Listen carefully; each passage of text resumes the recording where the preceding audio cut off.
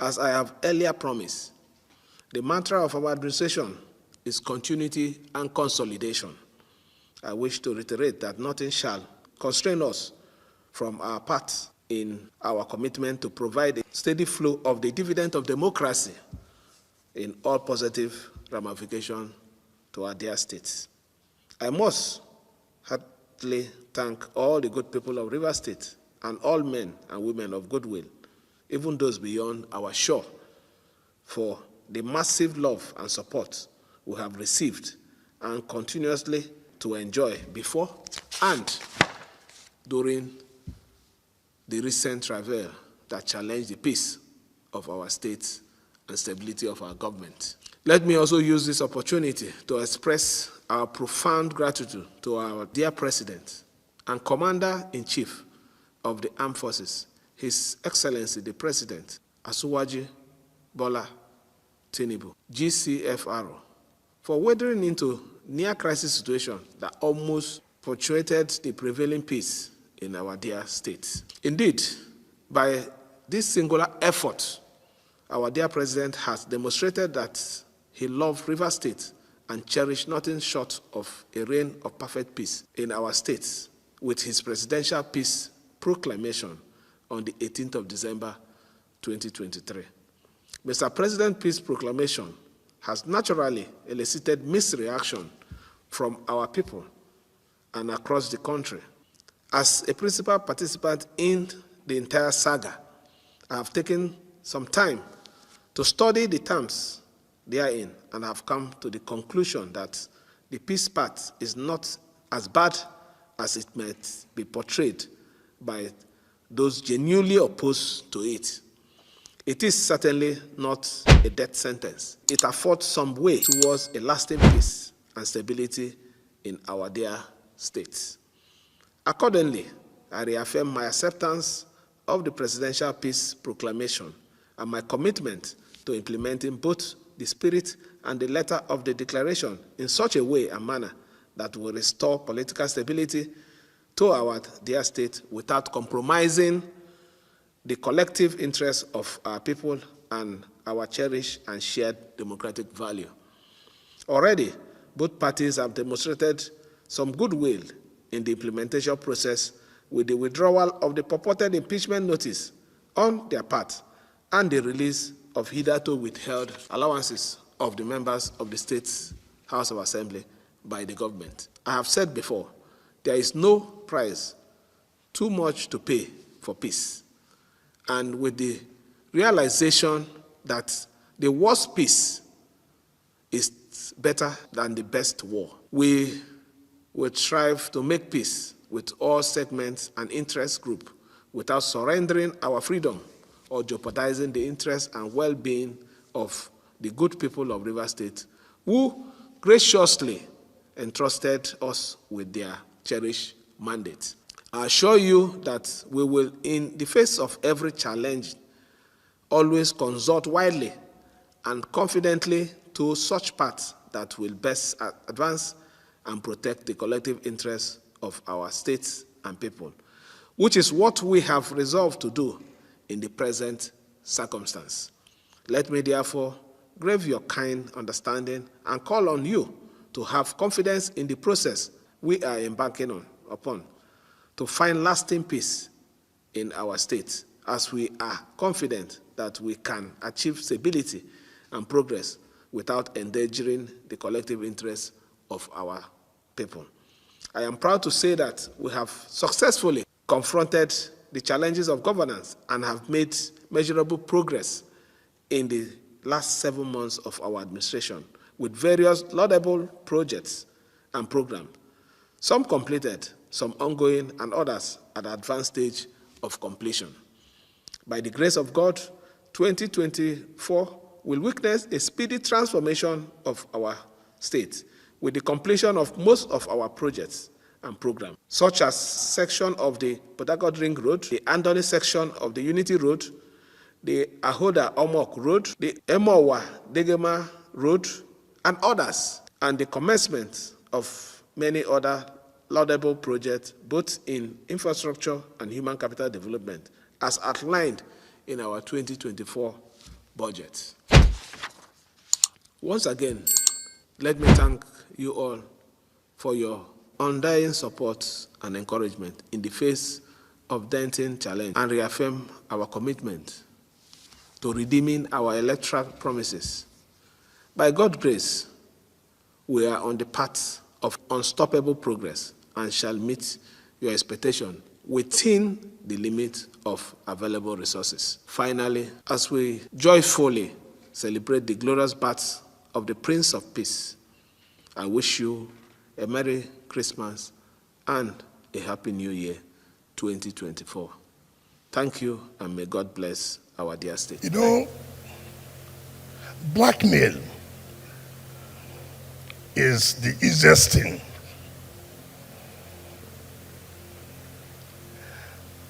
Some of you may have been reading what is going on. Some of you may have also followed on the road without knowing where you are heading to. If I were you, sit down properly and ask yourself a question. Can this be true? Or just because we are no longer in power, you may want to believe everything they have said.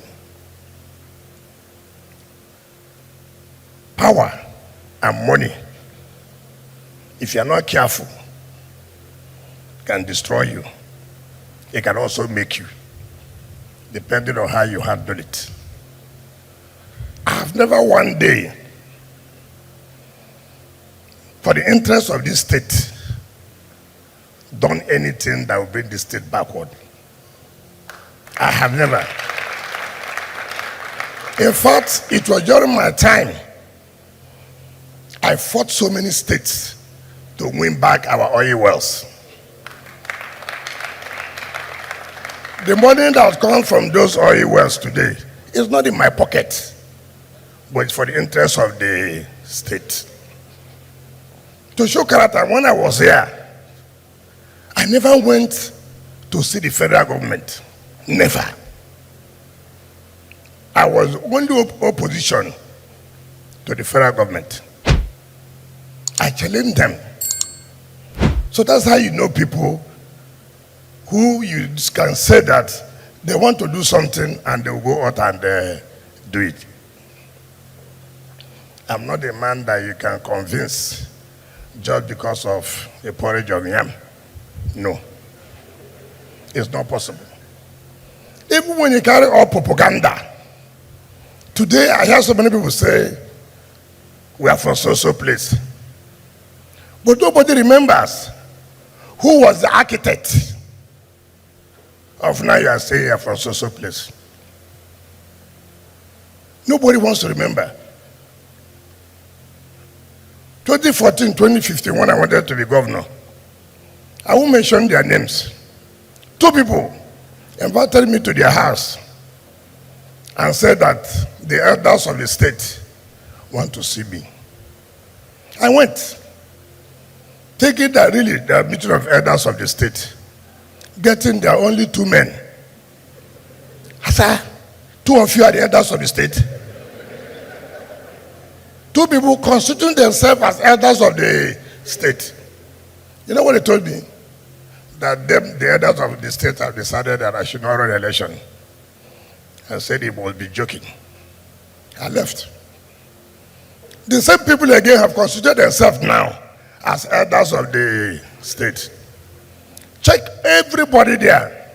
Some of them, their sons lost election. Even lost at the Court of Appeal. Now they have come to be elders of the state. Everybody wants to take a pound of flesh. Wike stopped me from me going here. Wike made me not to be this. Wike made me not to be that. Even those that Wike made have also joined them. That's the irony of the word. Judge Kelly has come here to thank God. Why? But for God, probably he wouldn't have been alive. But for God, probably his marriage may not have succeeded or succeed. When Boma Yaye was appointed Executive Director of Finance and Administration, the first thing he did was to thank God and then brought his chiefs, his village, to my house and said, "Sir, God used you to make me Executive Director of Finance and Administration of NDDC. I see most of you now are running to his house every day. Forget that I have also contributed in one way or the other. Through Boma, something will come. Through me, something came to Boma." Nobody talks about where Boma is from. I'm an Ikwerebano. But if I quarrel with Boma tomorrow now, that's when you will know that, oh, Boma is from so place. When politicians are fighting, if you don't know the root cause of the matter, don't kill yourself.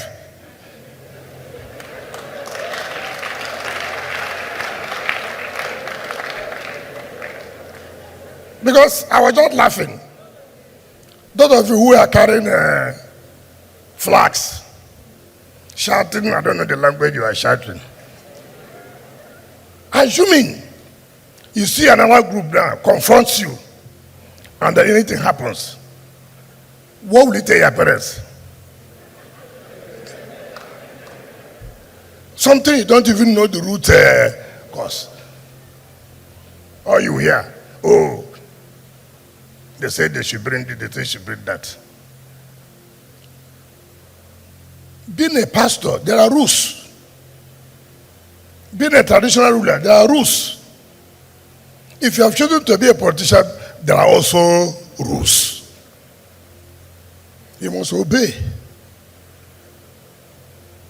You must obey.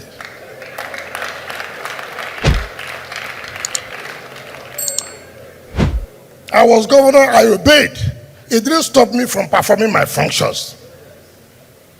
I do governance, at the same time, I go back and obey those rules. That's why you can see me with leaders. I would have told them away, but don't put the ladder you used to climb. If not, when you are coming back, the ladder, if it's put down, I don't know how you will come down.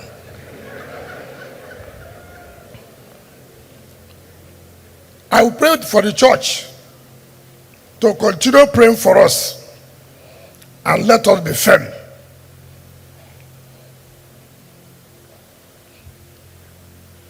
We must thank Mr. President for interfering and intervening. But I was not the one who invited Mr. President.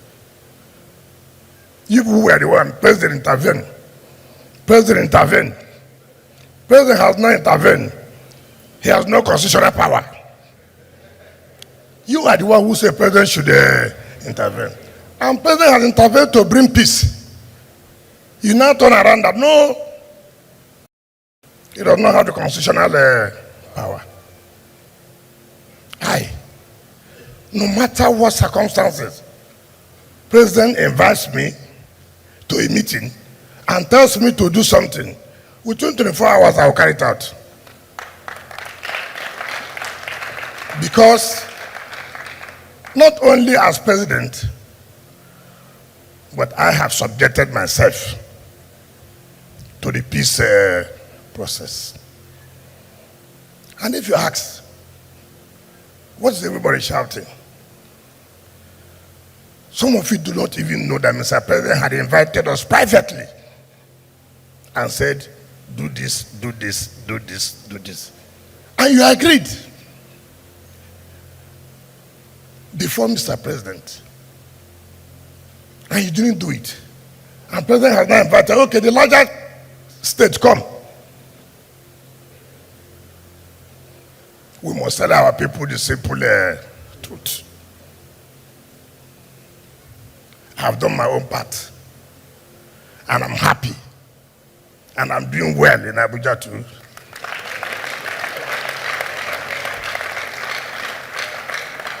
So, all of us should love this state. But don't leave this propaganda. Leave blackmail. There's nothing I'm looking for in this state now. I had my own budget as FCT minister. It's like a governor of a state. I have my own commissioners. By January, I'll present my budget before the National Assembly. I will preside over the expenditure. All I'm saying, if you're a politician, play according to the rules. People labored, people suffered. When Judge Kelly said he had an accident, you don't know the period he had that accident. But all he had today, oh, they're forcing me to do this, they're forcing me to do that. But all of us, irrespective of where you come from, know that this state belongs to all of us. There's nothing like Ijo. There's nothing like Ikure. All I know is River State. If you want to settle us, find out the facts. Don't just shout Asawana. No. No. Because when we are choosing who will go, we never shouted Asawana. All we shouted, come, you will go and represent us. And that is the way it's supposed to be. Like the pastor said, this place was unpassable. I'm sure Zelle ID church was shut down in that period. You can't be a governor and then you look at what's happening within your environment. I say you close your eyes. Part of governance is managing people. If you cannot manage people, they don't have business being in government. It's not only road contracts, no, management of people.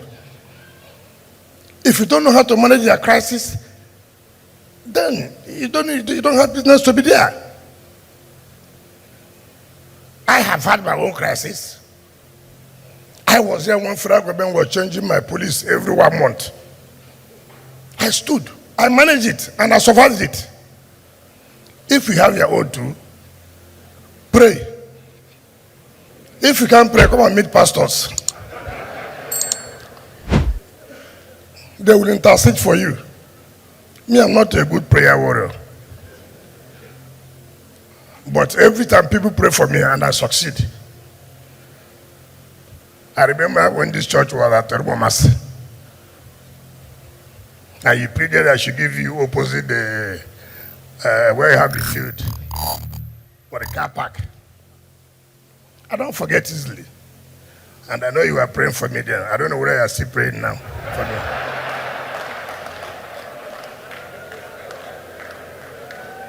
So, all I plead with the church, continue to pray for peace. Not only for this state, but the entire country. If the president does not succeed, all of us will suffer it. Now that the economy is biting, is it only few people? And so we must pray. And I do believe that the president will succeed.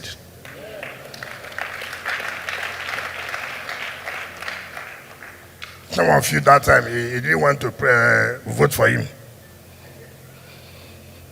because of one propaganda. But now, you can see that you can be a Muslim, you can be a Christian. If you are not committed, you are not committed. If you have no capacity, you have no capacity. It has nothing to do with religion. It's about you. It's about you. If this country fails, everybody has failed. So I will continue to do my best to make sure Mr. President succeeds. You know, to preside over Abuja is not an easy thing. It's not like River State. That's every Nigeria is there. Big men, poor men. And for you to take a decision, you know, I can take tough decision. And I said nothing will happen, nothing will happen. If you like, go to the whole social media, abuse me. If I don't say any abuse, I don't even feel comfortable. If I wake up any day and nobody has come to tell me they're abusing you, I said there's something fundamentally wrong. No leader is praised because you take decisions that will affect people, so they will abuse you.